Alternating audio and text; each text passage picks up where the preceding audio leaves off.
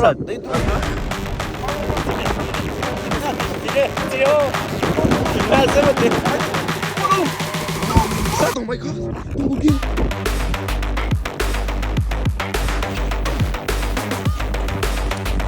Hai, negru, filmează! Are 10 kg asta. Bravo, băi! Bravo, băi! Cum ești treabă? Gata? Da. Ăla e. Toată ziua ești aici, un pește n-ai prins. Hai, bună dimineața, fraților, și bine ați revenit pe canalul de YouTube Pescuitoro. Am plecat frații voștri într-o nouă aventură la lacul Tâncăbești 2. O să facem o partidă de câteva ore, dar o partidă forță. Sunt cu domnul Ghenea, cu domnul Victor și cu Neagu Alexandru aici pe fundal. O să facem o partidă mare, vă pop!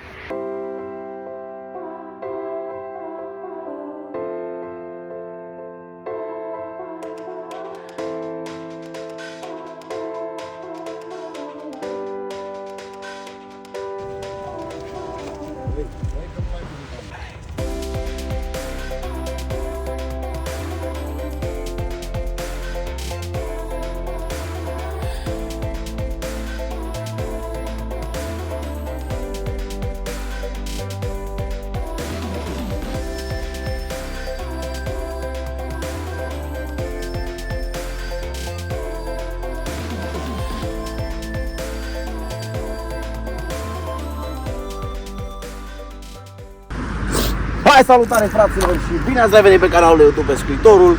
Cam asta este etapul, sunt la o partidă scurtă de câteva ore pe lacul Tâncăbești 2, unul dintre cele mai populate lacuri din România, dacă nu cel mai populat, cu crab de dimensiuni medii.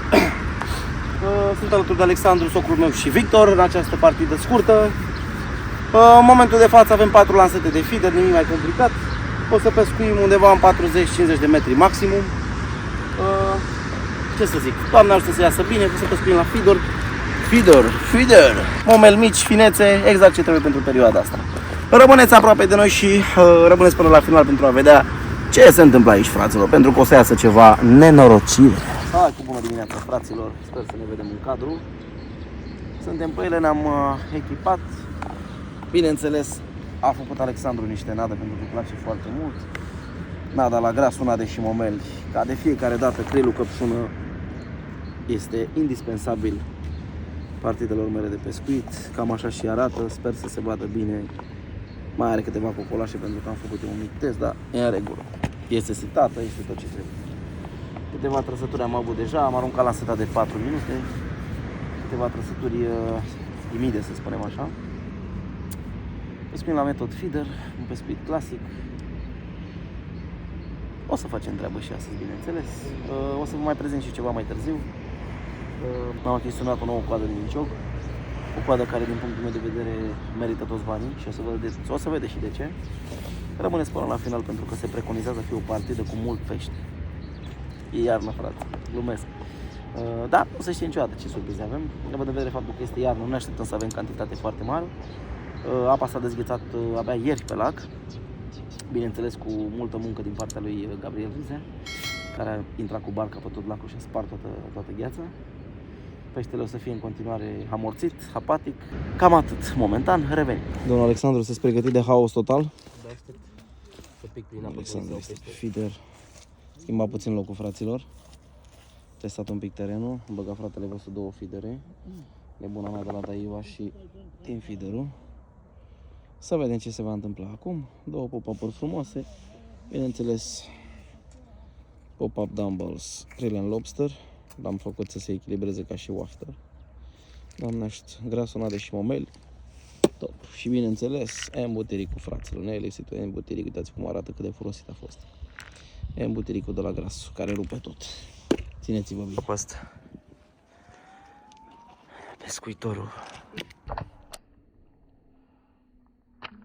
E foarte bun ceea ce a făcut. Dacă ați văzut, doamne și domnilor. S-a tras, mă? Da, am pește aici. E bine, rămâne în filmare. E mare? Lasă. Pescuitorul pentru voi, fraților, direct și de luare. Da. Ulu!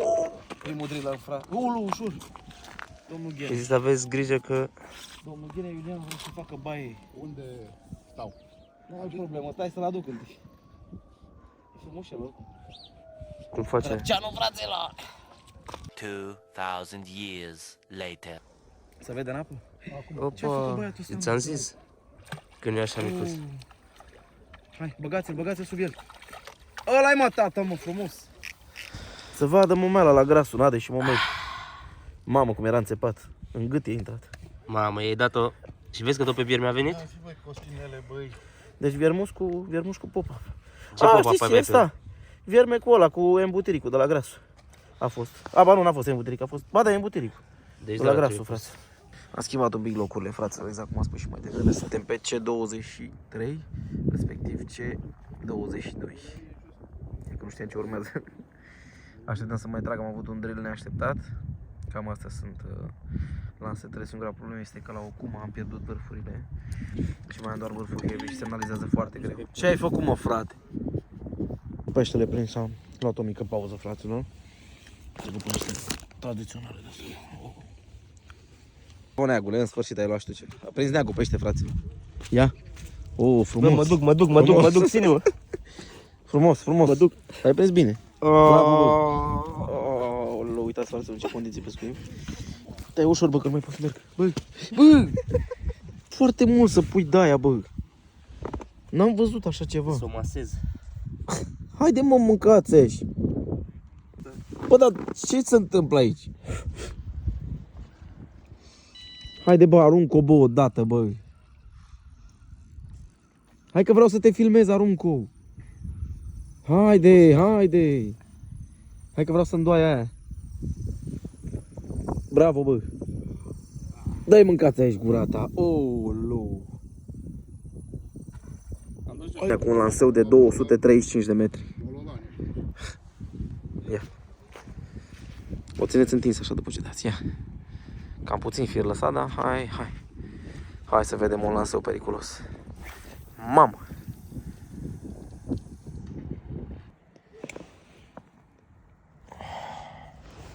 Dați-vă nou model de Adidas de la Nike. Mamă, ce bine ești pe curbă. Ești bine pe cur așa. Vrei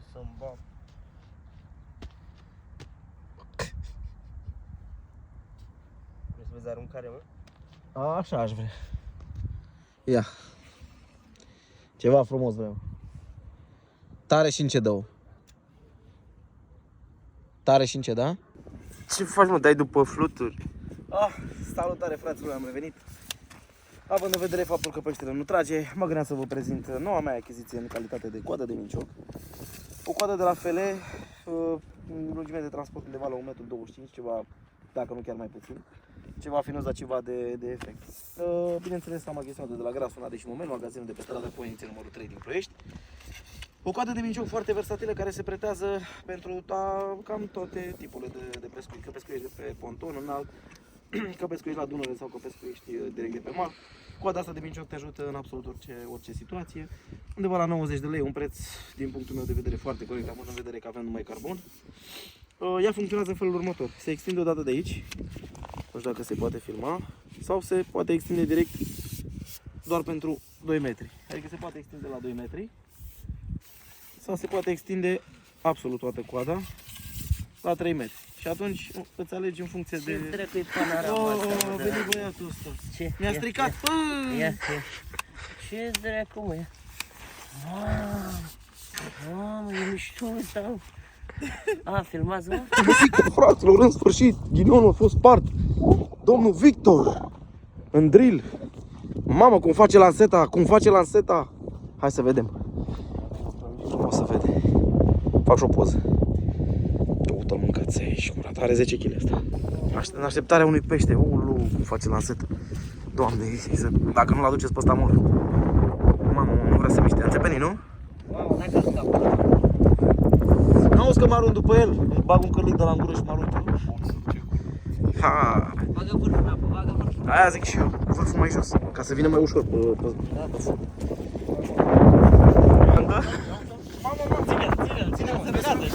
Ține-o! Filmează-mă-te! Ulu! Ia!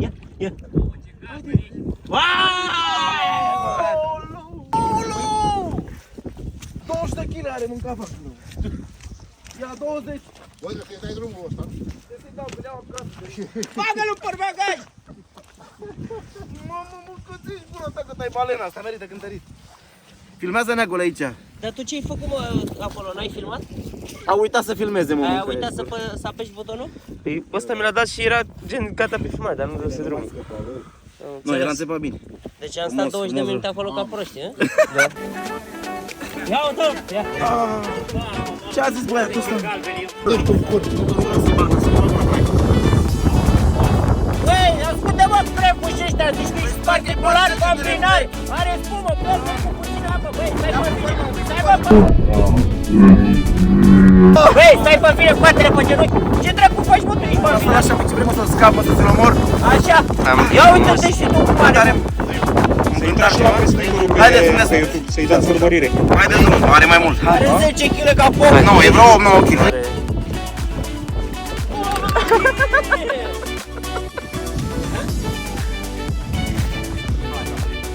Oh, ce stai îmbrăcat? Dă-o. Dracu, te-ai prins tu. Ia uite, mă, Gabi, băi. Ce băiatul ăsta? Nu, e bătai tir! Păi ce dracu, ce înseamnă asta? Hai, picior. Da. Ia, ce zice băiatul ăsta? Nu știu să mă dau.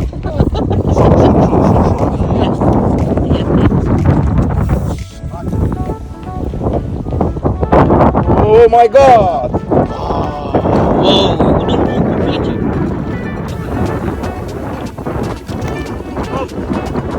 Haide, băgați-mi el!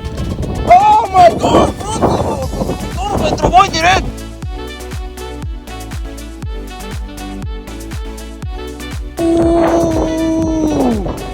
Mai dați la crab sau pe feeder rămâne? Băi, negule, bă. Ți-e rău, mă?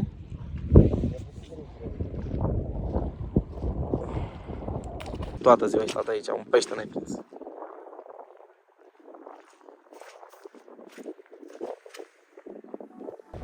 Trăsătură destul de puternică. E departe peștele, dar se simte greuț. Bine, să te cam dă din cap, s-ar putea să nu fie chiar atât de mare. Dar undeva la un 2-3 kg, zic că ar trebui să...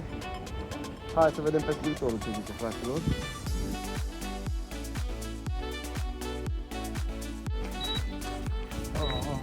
Hai, Victor, hai de paran! Dați, luați! Hai, Negule, filmează!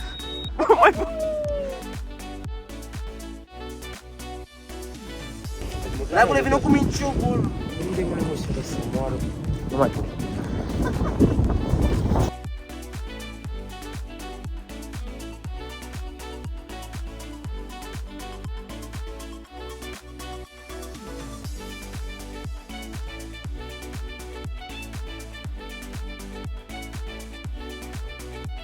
Trebuie să-mi dați dracu o bere, că am venit, eu ai prins 2 pește când am venit. Ia uite-l, băi! Cine să vină mai aproape, mă? Eu? Bagă ăla în apă, băi, Negule, te uiți la el! Hai, bagă cu el! Bravo, bă! Așa mâncate gura ta! Bine, băi, Negule! Primul pește al lui Neagu! Dar și domnilor, până și Ivan prinde pește aici, pe lacul Tâncăbești 2. Ivan, care a venit acum 10 minute, fraților, a prins pește. Neagu, în schimb, băi, băiatule! Are ghinion, prinde ghinionul de partea lui. Suntem totuși că a salvat partida de la Gruiu, Neagu. Ceea ce e foarte bine. Fraților, suntem în drill. Domnul Iulian Ghenea, minciogar șef, astăzi. Domnul Victor să luptă aici să scoată un pește din mincioc. Tâncăbești 2 și grasul Nade și Momel, fraților. Asta e secret. Ăsta e. În sfârșit, fraților! În sfârșit a dat Dumnezeu, a fost atent și a luat pește. L-a înțepat Neagu, fraților. Bravo, bă! Vezi ușor, Doamne, cum a ajuns pe mine, da.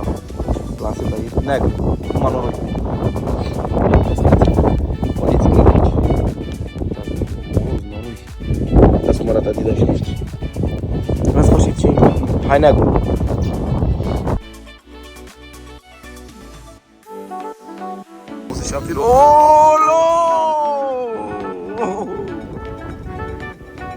Hai că te-a dus unde a vrut. Te-a rupt peștele.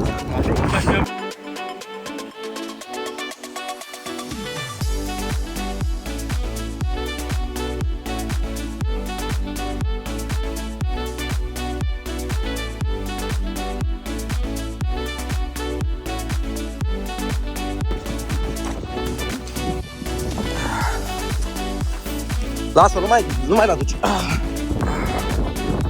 Domnul Neagu Alexandru. Mai strânge un pic și ridic. Băi, mi-a intrat peste. Oh, bravo, băi! Bravo, băi! Hai, adu-l aici, adu-l aici. Adu-l la tata aici! Ah! Era să scap.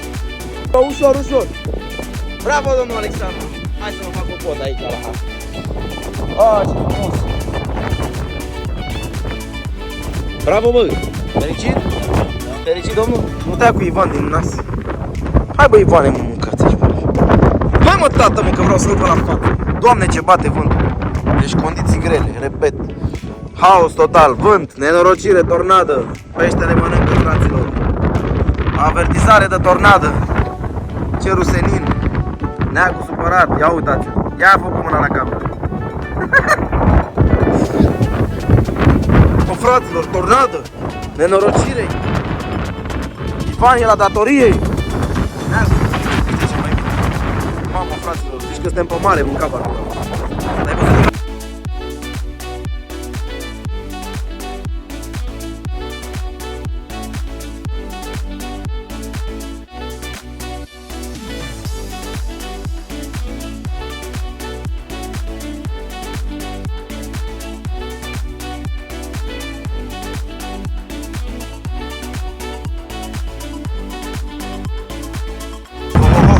Hai, Neagule, că ești acolo!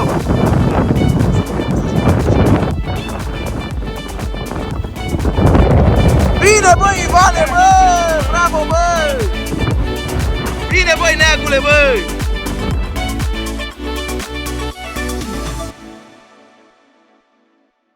În sfârșit a prins Neagu, fraților! A luat Ligheanu! Bravo, bă! A venit momentul adevărului, fraților! Tâncăbești 2! Mamă, ce vânt bate! Vorbesc mai tare pentru că bate foarte tare vântul. Hai să-l luați cu nenea mică. Că nu o să pute singur. Standul C23. Oolo! Oolo! Ha-ha-ha! Ha-ha! Ia să vedem băieții noștri. Au făcut treabă și astăzi, au produs. Felicitări, domnul Alexandru, extraordinar ați fost.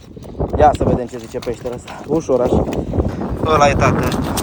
Bucăți frumoase aici la Tâncăbești, fraților. Bucățele frumoase. Mai ales băiatul ăsta ce zice. Ia uite-l mânca vaș, gura voastră. Frumos, ceva original. Cam asta a fost, fraților. Ce să zic, ține puțin camera, dragule, să văd și eu două cuvinte aici. După ce am început și am făcut puține schimbări, am combinat granada de la Grasul Nadei și momentul da. Bun? Ne liberăm imediat, stați puțin să facem aici outro. Fraților, după ce am combinat puțin nada de la Grasul Nadei și Momel, Red Krill cu căpșună, cu nada de la Tâncăbești, nada lui Gabi, combinat cu CPK-ul. Cam asta a fost și rezultatul.